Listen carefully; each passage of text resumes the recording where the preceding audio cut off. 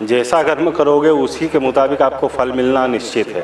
अपने कर्म के अनुसार अपने फल का निर्धारण आप स्वयं कर सकते हैं कि मैंने ऐसा कर्म किया है और मुझे इस प्रकार के फल की प्राप्ति होगी और निश्चित होगी।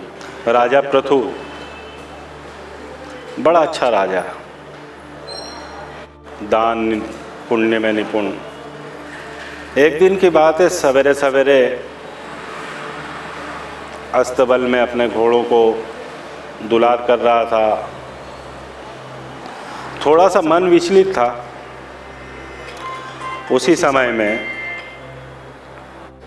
एक ब्राह्मण राजा पृथु के सामने आके खड़ा हो गया भिक्षा मांगने की इच्छा से। राजा पृथु से उसने दान की अपेक्षा रखी।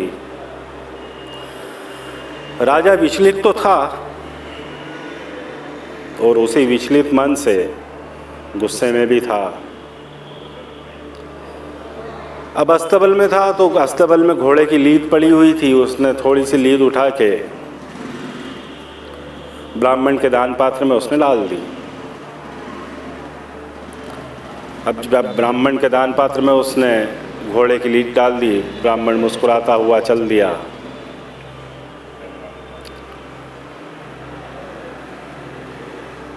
कुछ समय बीता होगा।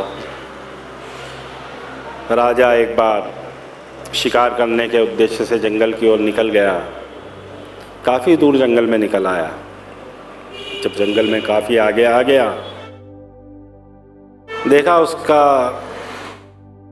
राज्य था वो काफ़ी पीछे छूट गया। जंगल में थोड़ा सा और आगे आया, भूख प्यास से व्याकुल था ही।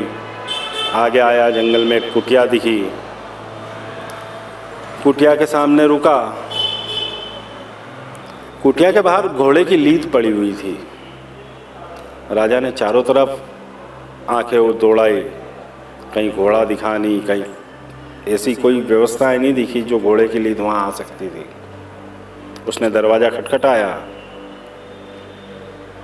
वही ब्राह्मण जिसको घोड़े की लीद राजा ने दी थी, वो ब्राह्मण सामने आके खड़ा हो गया। राजा ने बोला, महाराज भूख लगी है, प्यास से व्याकुल हूँ। ब्राह्मण ने पानी पिलाया। वो बोले, खाने में तो जो मेरे को जैसा मिलता है उसी प्रकार से मैं वही के बांट देता हूँ। अब जब घोड़े की लीद राजा को दे दी, अब जब राजा ने घोड़े की लीद पंडित जी को दी थी, ब्राह्मण को दी थी, वो थोड़ी मात्रा में दी थी। बाकी उसकी मात्रा चौगुनी, 5 गुना, 10 गुना इस प्रकार से बढ़ी हुई उसको मिली। और ब्राह्मण ने बोला, ये सब आपका ही है और ये सब आपको ही ग्रहण करना है। ये आपका पाप है। आपने भले ही गुस्से में, क्रोधित अवस्था में, मजाक में या किसी भी प्रकार से उस समय आपने ये किया था, इसका भुगतान तो आपको करना पड़ेगा।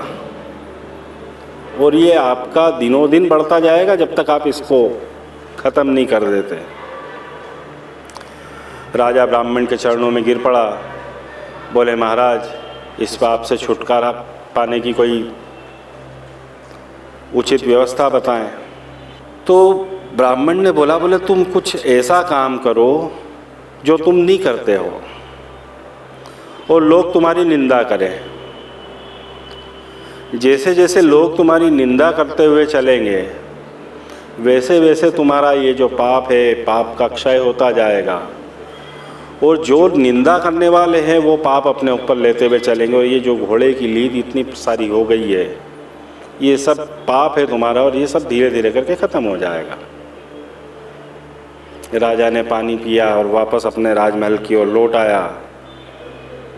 अपनी पत्नी से विचार विमर्श किया, क्या करना चाहिए, कैसे करूं, ऐसा कौन सा काम है जो मैं नहीं करता हूं और मैं करूं और लोग मेरी निंदा करें। महाराज की पत्नी ने बड़ा सोचा, बोले आप एक काम कीजिए, कल भोर होते ही, प्रातःकाल उठते ही मदिरा लेकर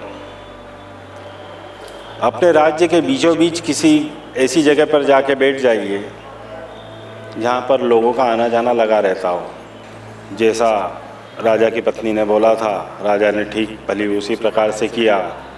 सवेरे उठा, मदिरा हाथ में ली और शहर के बीचों बीच, अपने राज्य के बीचों बीच जाके बैठ गया।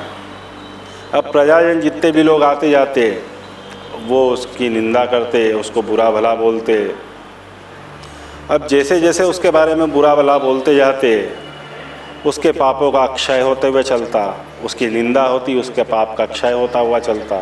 शाम तक इसी प्रकार चलता रहा। राजा अपने राजमहल में आया, दूसरे दिन ब्राह्मण के पास जाने की तैयारी करी। ब्राह्मण के पास जैसे ही पहुंचा तो देखा जो 10 गुना 12 गुना जो लीद हो गई थी वो थोड़ी सी बची थी। राजा ने ब्राह्मण से पूछा, बोले महाराज ये इतनी बची है? बोले महाराज इतनी तो तुमने मेरे को दी थी और ये तो तुमको ग्रहण करना ही पड़ेगी। जो बढ़ गई थी वो दूसरों ने निंदा कर कर के अपने ऊपर ले ली।